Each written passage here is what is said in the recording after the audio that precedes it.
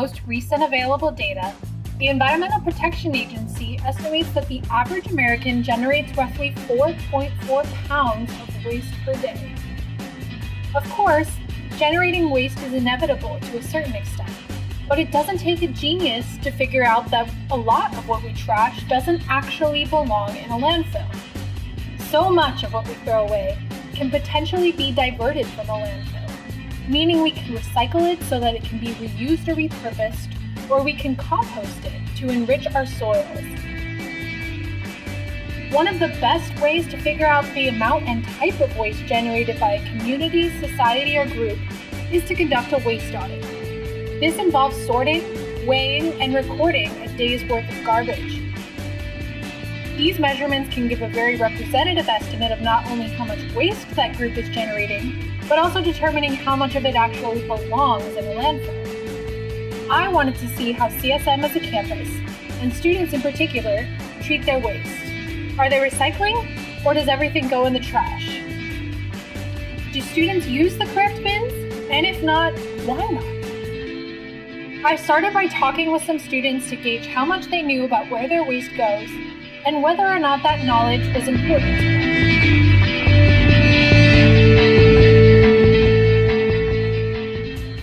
From what I see in the media, it goes to the ocean, it goes to the streets.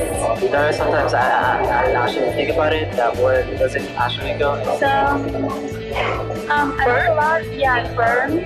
Well, they say it goes in one place and then it goes in the ocean. I think it goes in the ocean. I think in the ocean somewhere. I think it's the ocean, isn't it? Well, some of it goes to landfill. Yeah. I'm just going to say landfills, unfortunately, but I hopefully we see a future where we can use it for as a resource instead of material.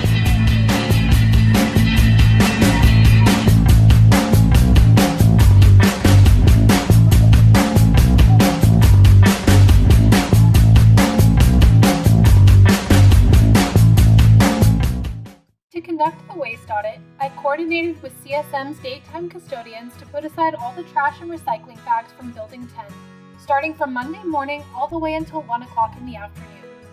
Then, with a team of student volunteers and members from the Sustainability Committee, we sorted through the waste. After separating the waste into different categories, such as paper, plastic, metal, organics, and trash, we weighed and recorded the amount of waste from each category. Overall, we sorted through 133 pounds of waste. Of that, 101.5 pounds of it was put in the trash, while the other 31.5 pounds have been put in the recycling. Based on our data, we found that only 16.7% of what students put in the trash was actual trash, meaning that the other roughly 82% of that could have been potentially diverted from the landfill. This includes compostable items, such as food scraps, and all recyclable materials such as paper, plastic, and glass. For the recycling, we found that a little over half of what students put in the recycling was actual recyclable material. The remaining 48% was non-recyclable material, 80% of which was food scraps. Clearly, there's some room for improvement. So I asked the students and other volunteers, how do we fix this problem? We're in college, we should be we should have learned this already in elementary and middle school, but still people in college don't know where things belong, and I think this is about one of the last opportunities people get to really learn this stuff and pass it on to other people. It's got paper in it. Seems like it should be recyclable, but it's not. You guys ever get just really confused and just, all right, it's got to be either recycle or landfill? I don't know. The majority of the weight too, I think, was compost and food, and it was crazy how much food was in there. So I think the fact that if we did have composting, that would offset a lot of the weight. So that, I think, is a major thing, is the option to compost. Because the way that we make commercial compost on a large scale, there's not enough time for those utensils to break down. So that end up going to the landfill instead of getting composted. Yeah, we invest more money, people go stuff like this, an actual job, they pay decent. I don't mean for shit, but actually pay decent, and you actually have a chance to combat it. But and I think we're being really, really benign about how much waste we are creating. And it's not feasible to continue this way. Again, I like to think on a global scale. I think it's CSM to recycle. I think we're kind of doing a good job, but again, it's a continuous effort. We have to make sure that Kenyatta's doing it, Skyline's doing it, that many other places around the world are doing it.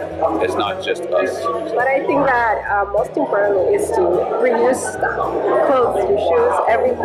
Just not only CSM, but I feel like everywhere should have that because just to help with the environment. There's a lot of people here, and it's amazing how there's like a lot of garbage cans in here, and you can just go somewhere and then there's gonna be a trash can. So we want to be able to recycle, put the trash in the respected places, so we don't have to live in a trash dump basically in our society. I can be complacent about it, or this one time it doesn't really matter, it's not going to make a difference, but then if everybody has that mentality, it really kind of adds up. I'm trying to make as much of an effort as I can as an individual, but it takes a massive amount of effort, so it's not just dependent on me, it's dependent on many others, and that's a big challenge, isn't it? So I think if we start making a change to what we're doing now, it's going to benefit not only us, but our future generations.